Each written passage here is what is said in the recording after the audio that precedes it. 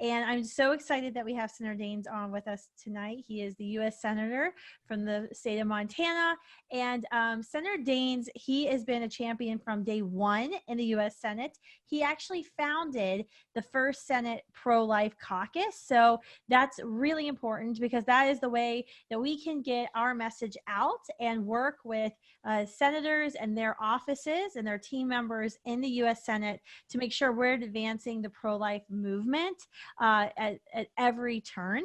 This February, he vigorously defended the rights of the preborn on the floor of the Senate the day before the pain-capable Unborn Child Protection Act vote and the Born Alive Abortion Survivors Protection Act vote as well. So, Senator, thanks for joining us tonight. I'm excited. I would love to hear more about the bear story. We're heading out to Yellowstone on Saturday. We try to do an annual Montana-Wyoming trip. So, where are you at right now, Kristen?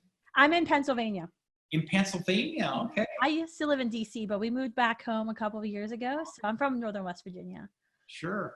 Well, so, yeah. Okay. Oh, I'm reading the chats. These chats are really interesting. Okay. So let me ask you some questions. And then that way, and then folks can ask their questions and I can kind of sort through them for you.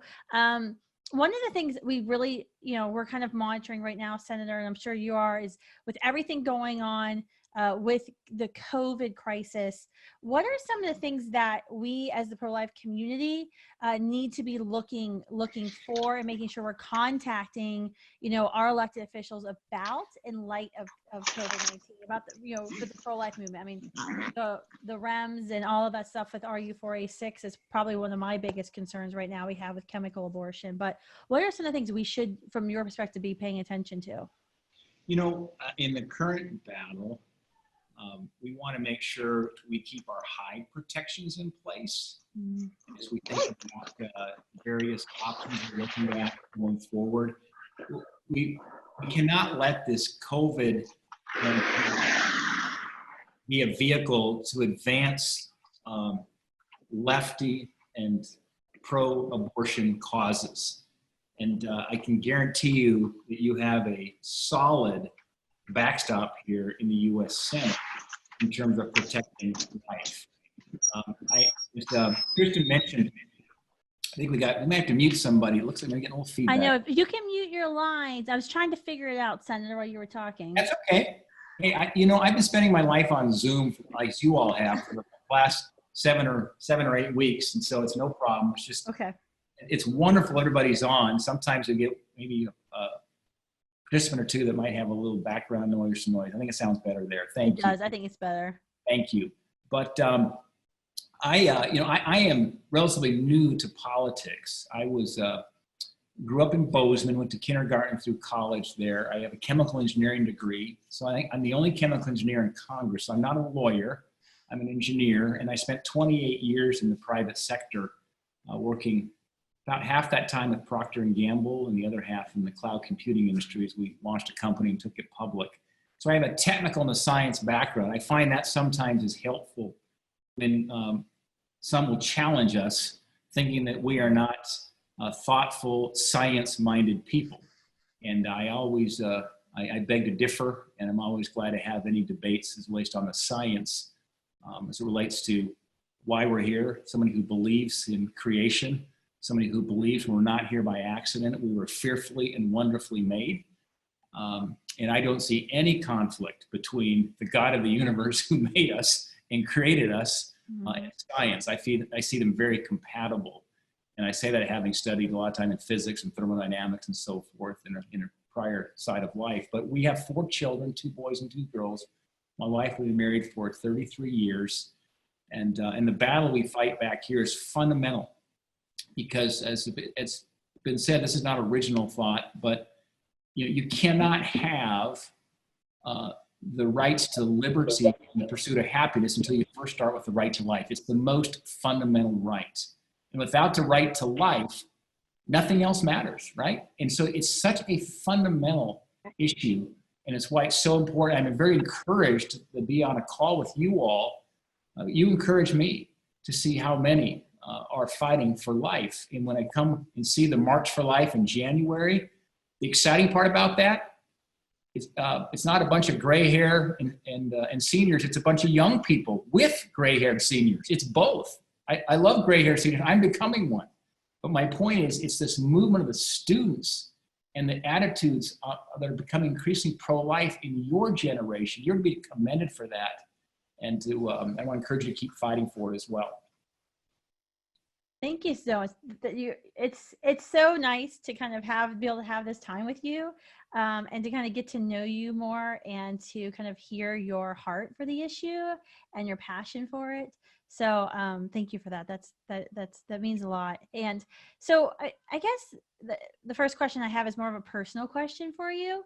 Why are you, Senator, so passionate about defending life? Yeah. Well, I'll just give you my personal, you asked for the personal side of it, right? It probably went back to that earlier statement was that I don't believe any of us are here by accident. We are here by divine appointment. And it's a profound thought, but there's incredible security and truth in that thought that we're not here by accident, that every human life is of value to God because he created that life.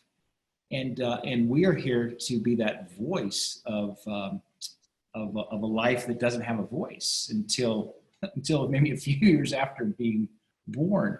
And I was taken by, I don't know if any of you saw on Easter that when Andrea Bocelli had that beautiful concert in the Duomo in Milan. And if you didn't see it, I'd encourage you to go on YouTube and find it. I think it's 30 minutes or less. When it's just Andrea Bocelli and an organist, and that's it. I think it's the second largest cathedral in Europe. And he sings these beautiful songs. Then he walks out of the Duomo onto the steps there. And you think about how hard hit Italy was from the COVID pandemic.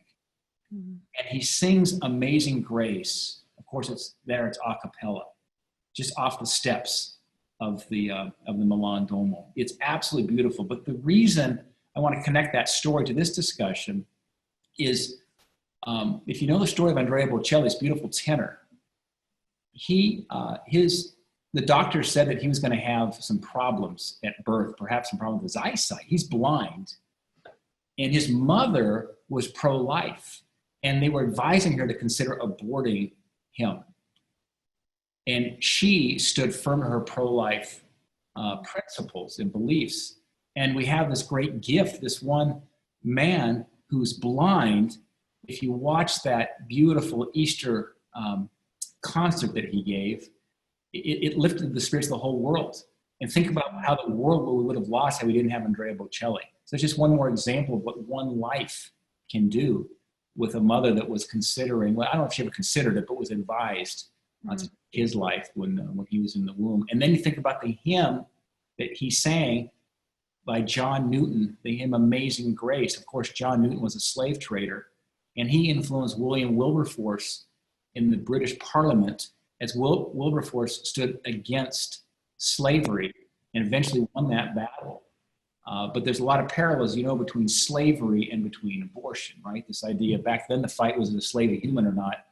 Today the fight on abortion is that a human life or not? Very similar debates. And that's in John Newton, who wrote Amazing Grace, was a mentor of William Wilberforce, who fought in the British Parliament for the rights of slaves. So that just, kind of give you a little frame of reference again, why for me, this issue is not a political issue for me. I realize it's political in terms of the fight, but for me personally, I'm here. I was pro-life before I was ever a U.S. Senator as a father. And I'm just grateful I was taught these truths by parents and by others that gave me convictions, and they're immovable. They just are. It's who I am. This is an issue you don't compromise on. That's awesome. That's awesome. You mentioned, this isn't a political fight. We fight in politics, right? That's one of our areas of engagement for the pro-life movement. But I always, when I'm talking with students on campuses, I always try to preface this with saying this is not a political issue. This is a human rights issue, and it really shouldn't matter what political party you belong to. This should be a common sense thing for you, but we do have to engage politically, and it's so important that we do. Could you I was going back to the first question about COVID and everything going on right now. There's been, I think, some really good examples lately of just how it matters, how having pro-lifers, courageous pro-lifers like yourself in office matters, especially with, the WHO funding. What are some of the examples that you can think of recently of that kind of show why pro-lifers have to be engaged in this battle, why we've got to be encouraging our elected officials to stay engaged in this battle? Yeah, well, and I wouldn't want to be misunderstood when I said, for me, it's not a political issue. Mm-hmm. But on the other hand, it's all about the politics, as to who's elected, and influencing to get the outcomes we want. So don't misunderstand my position. That I'm grateful you all are engaged. So you just need to be encouraged. We need to challenge your friends who didn't get on the call tonight to stay more engaged in the political process. And in fact, one of the rallying moments, I think, if you think about a call to leave the private sector and go into public service, was actually watching the movie Amazing Grace. Mm-hmm. That's a movie. It's the story of the life of William Wilberforce. And my wife and I were watching that. If you had a chance to interact with my sweet wife, Cindy, you'd probably even vote for her. She's just a sweetheart, and she's beloved. And we were watching that movie. It was an early release of it down in Colorado Springs. The movie ended, we both had tears in our eyes because we sensed that we kind of were wondering, should we go into public service or not? And, I love the private sector. And that was really a push, a nudge for us to move into public service. And because at the end of the day, who sits on the Supreme Court really, really matters. That's right. Who sits on the circuit courts really, really matters. Who is elected in the United States Senate really, really matters. And when I was in the Senate the first 2 years under President Trump, when we had the U.S. House, Mike Pence broke 13 ties in the U.S. Senate. Because if there's a 50-50 tie in the Senate, the vice president casts the deciding vote to break the tie. That was the most ties since 1873. And so it comes down to just one vote. And I think the whole fight over Brett Kavanaugh's nomination was about abortion. That's right. At the end of the day, I think it was about abortion. The money that was flowing in here to activate these protesters, a lot of it was funded by the pro-abortion groups. And that's why you wonder, and I don't want to make this political in the sense of, there's a lot of different views on politics here. We unite on life. Mm-hmm. But I will just say that it was strange to us that during the impeachment process, there weren't a lot of protesters here. But during the Kavanaugh hearing, this place was full of protesters. Why? Mm-hmm. The money was here supporting the Kavanaugh protesters. There wasn't money from the abortion groups supporting protesters during the impeachment trial. And I've just found that a really interesting fight. And at the end of the day, this is becoming a very sad litmus test for many of my colleagues across the aisle. This is issue of abortion, and it's gotten so extreme. It used to be in a political race, the fight would be, when does life begin, right? It wasn't that long ago. That was the fight, the battle. When does life begin? Do you believe it's conception, or is it, and so the fight was there. Now that fight is gone. It's my friends across the aisle support allowing infanticide to occur by stopping the baby born alive bill. That's not an abortion question, that's infanticide. And Senator, why is it, so this actually came up since you brought it up, and this just came up in the chat. Right. Why is it that we need 60 votes to pass the Born Alive Infant, the Abortion Survivors Protection Act? Like, shouldn't it just be 50 votes? Well, yeah, it's not in the Constitution. It's a rule in the Senate. That rule can be changed. Now, once upon a time, it used to take 60 votes to approve a judge. That now is 51 votes. So if you remember the Supreme Court, when Kavanaugh was approved, it was a simple 51 vote threshold. Gorsuch was a simple 50 vote threshold. The judges are simple 50 vote threshold, 51. And in fact, all nominations of the president, whether it's Supreme Court, ambassadors, cabinet officials, is a simple 51 vote threshold. Laws are 60 votes. It's a bit of a controversial question whether or not we should change that to 51. I personally believe we should, because if you're willing to change the rules to make it 51 votes for Supreme Court justice who's there for a lifetime, why don't you have 51 votes for a law which could be changed in the next Congress? That's right. So I actually, and I think if Chuck Schumer became majority leader, I think they will go forward with that 51 votes. Now, the argument against it, just to be fair, is that 60 votes then stops other bad things from happening. So the minority can have a stronger voice in stopping bad policy. Yeah. But bad policy and good policy is the eye of the beholder. Yeah. And so, it's frustrating when you have the pain capable bill. To stop abortions at 20 weeks. We have a majority of the senators supporting that. Same thing on baby born alive, and yet we can't get it passed. But that can change. The Senate can change that by a simple vote. Yes, and you're right. It is controversial. I've been in conservative meetings in DC hearing pros and cons of getting rid of that 60 rule vote. I think for pro-lifers, it's incredibly frustrating. This came up already in the chat a couple of times of Planned Parenthood. What's going on? We did have the Senate and we had to have the House before the midterms, but we didn't have a pro-life Senate because we had some pro-choice Republicans. So we didn't really have that majority, even though I think a lot of folks thought we did. But what can we do with holding Planned Parenthood accountable? I mean, we had the 2015 the scandal that CMP revealed of them selling the baby body parts. There was supposed to be a DOJ investigation, but we haven't heard anything from that. So what do you think we can continue to do to push and to hold Planned Parenthood accountable for their crimes? Yeah, well, it starts with, to get an example, it was in 2018, so it'd be the March for Life for 19. I wrote a letter to President Trump, and I had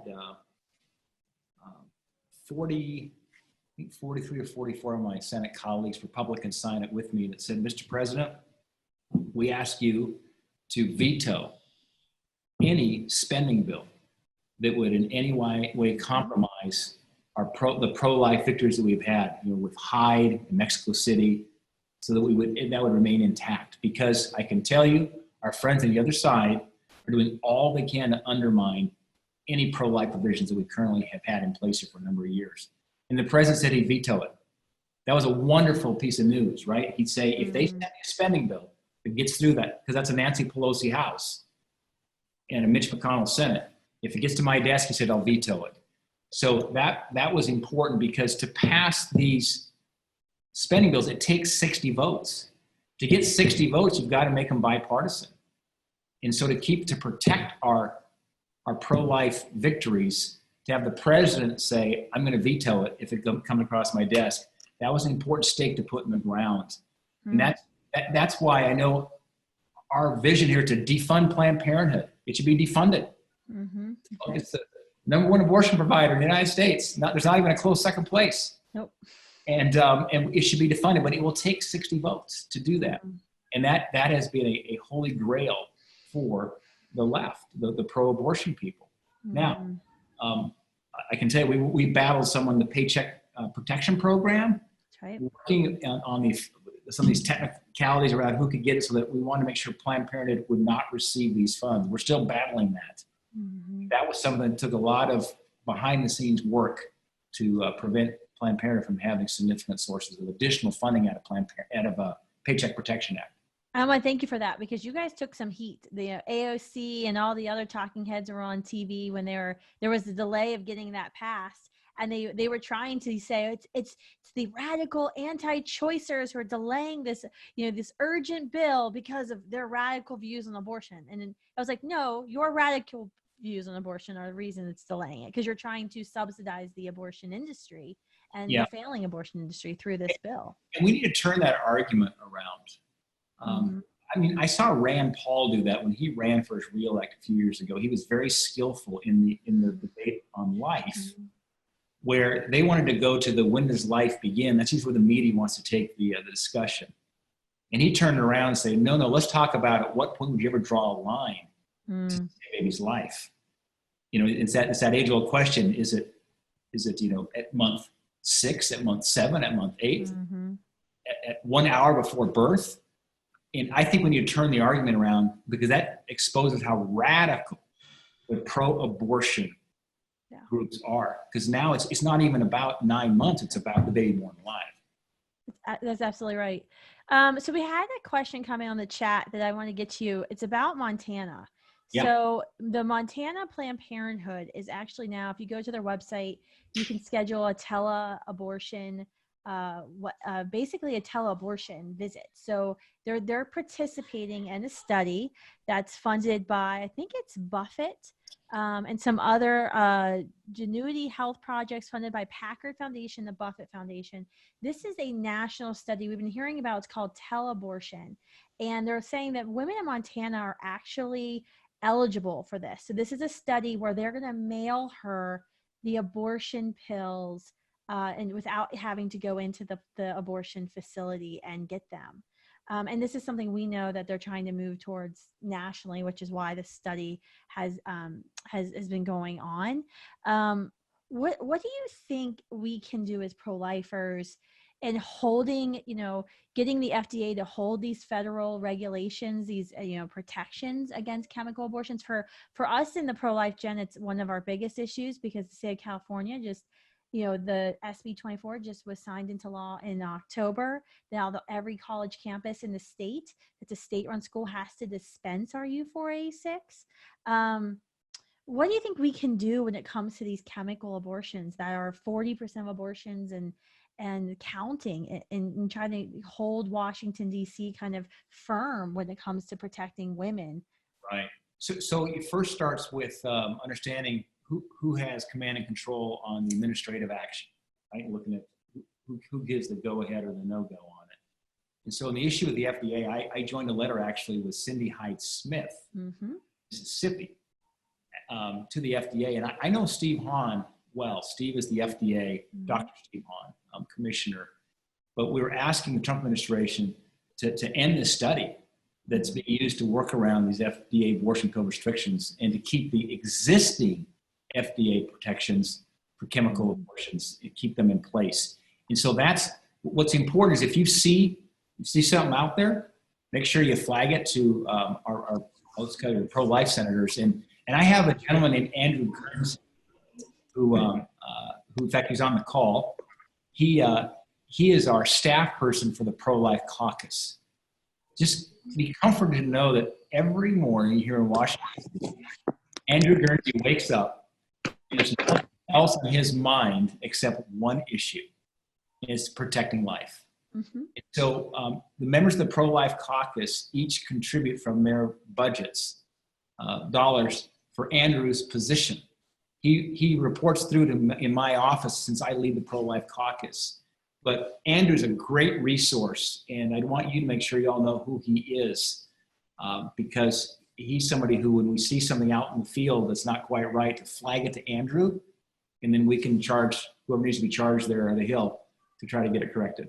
And I thank you so much for taking kind of the lead on hiring Andrew. You all, if you're just tuning in, if you haven't met Andrew actually led the Students for Life group at his university at Johns Hopkins. So I've known Andrew for a long time. So we know he has a bona fide pro-life credentials. Andrew, we're going to unmask Andrew here. There he is. Hey, thank you, Senator. Yeah. High praise. So, well, it's deserved. And I'll tell you what, the only thing bigger than Andrew's heart is his brain. He's very smart as well. And if you work with Andrew, you know that. So he's got a huge heart, He's got a great mind, and we're grateful. So thanks for unmasking yourself, Andrew. Andrew, folks are asking how they can contact you. You might want to put some information down. I'll put my email in the chat Yeah. chat. But thank you, Senator.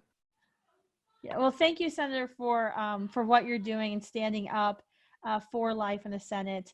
I have one final question. I know you have a tight schedule. This is kind of a question I'm asking all the folks we're interviewing in the next few weeks with these town halls that we're conducting across the country.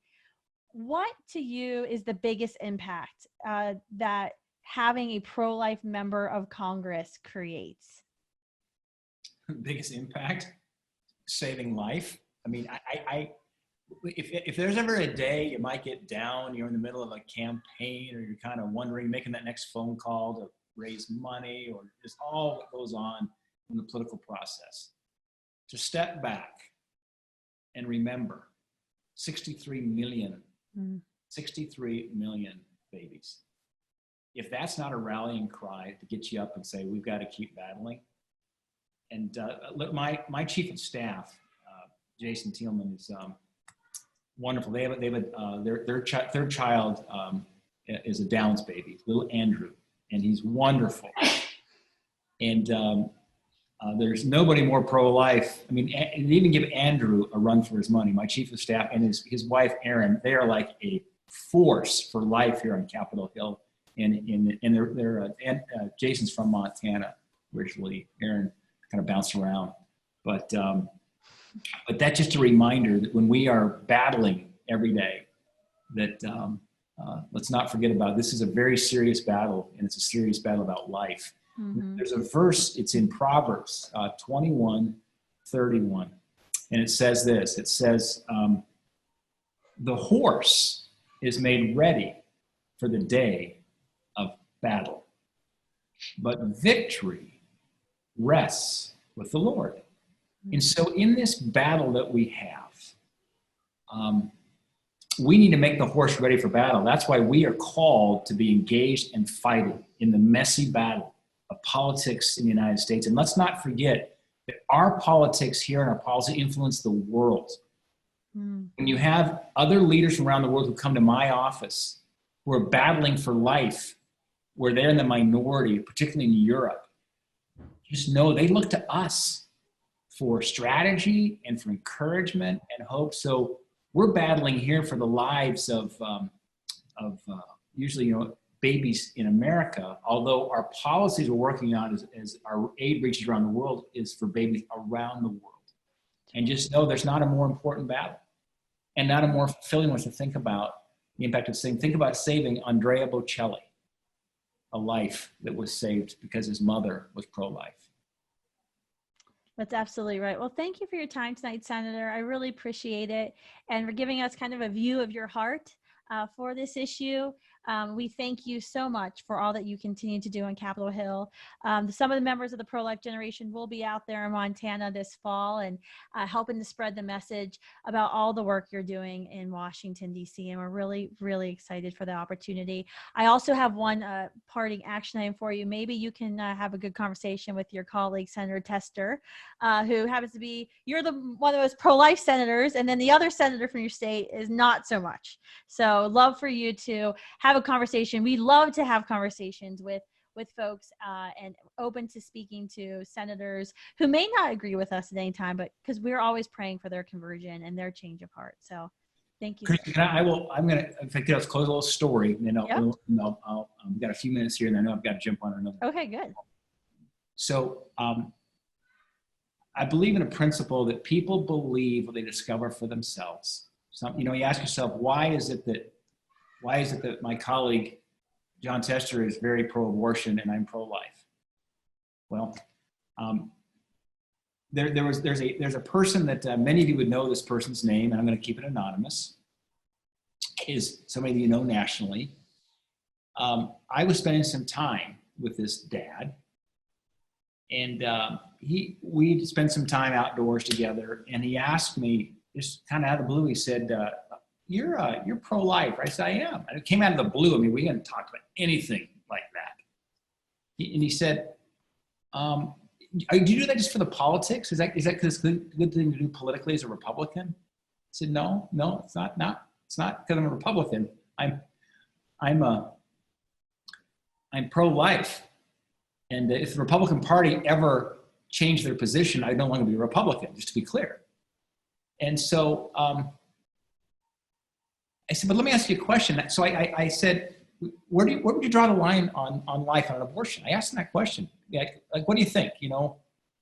At what point? Let's say a baby's just getting ready to be born, minutes away. Should be allowed to have an abortion? He goes, oh, of course not. Okay, well, let's take it back to 8 months. Well, of course not. You know the argument, right? At what second do you cross that line? What's the nanosecond?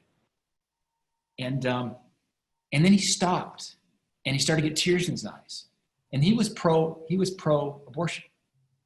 And he said, with one of our children, we went in and had an ultrasound early in the pregnancy. And the doctor said, there's a high probability this baby is going to have many deformities. And we'd recommend you abort the baby. And so he consulted with his wife, and they said, well, what are our options? Well, you could leave for another month, and we'll have a higher percentage and probability of the assessment of the baby's viability. But it's a greater risk to the mom the longer you go. They decided to wait a month. And at the next month, and through tears, he told me, Steve, at the next month, the ultrasound was clean. And the test was clean. He said, we nearly aborted, and he gave me the name of their little beautiful daughter through tears. And so you ask yourself, why are some people pro-abortion and some are pro-life? Sometimes it takes an experience like that. And from that point on, as I talked that through, it's kind of crystallized for him. He hadn't really processed it around the position he was taking on abortion as he moved his thinking now to being pro-life. So that's part of the influence we need to continue to have here on person by person. And what we have to stay in the fight. Anyway, thanks for your time. Thank you so much, Sarah. I really appreciate it. And hopefully I'll get to run into you in Montana one of these days Yeah, when we're out there. maybe in Yellowstone Park or something. Yes. We try to go every year. We eventually will become either a Montanan or a Wyomingite at some point, I think, the Hawkins family. So two good choices. Yes, that's right. Right. And thank you all for joining us tonight. We actually have another town hall later, actually in about 20 minutes. With Congressman Mike Johnson. Love for you to get on. He's another one of my heroes. And so I'd love for you to get on to that. I think Matt put the link to the town hall we're doing with Congressman Johnson in the chat.